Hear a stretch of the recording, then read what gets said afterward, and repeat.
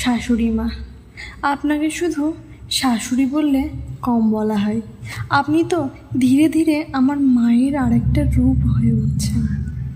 মা যখন আমাকে আপনার হাতে তুলে দিয়েছিল, তার চোখ ভয় ছিল না, ছিল শান্তি। কারণ মা বুঝেছিল তার মেয়ে কোনো পরের ঘরে যায়নি, গিয়েছে আরেকটা মায়ের আশ্রয়ে। আপনি কখনো শুধু দায়িত্ব পালন করেননি, আপনি আগলে রেখেছেন মনের মতো করে।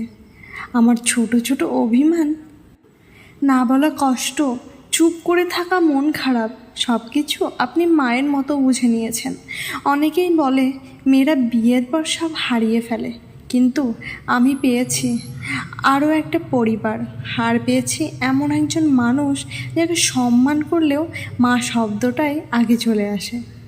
আমার মা আজ নিশ্চিন্তে ঘুমায়, কারণ সে জানে তার মেয়ের মাথার উপরে আরেকটা মায়ের হাত আছে।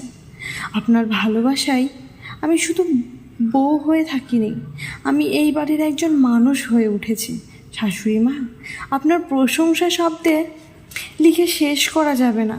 শুধু এটুকুই বলি, পরের মেয়েকে মানুষ যে এতটা আপন করে নিতে পারে, তা আপনাকে না দেখলে হয়তো বিশ্বাসই করতাম না। ভালোবাসি, ভালোবাসি মা আপনাকে।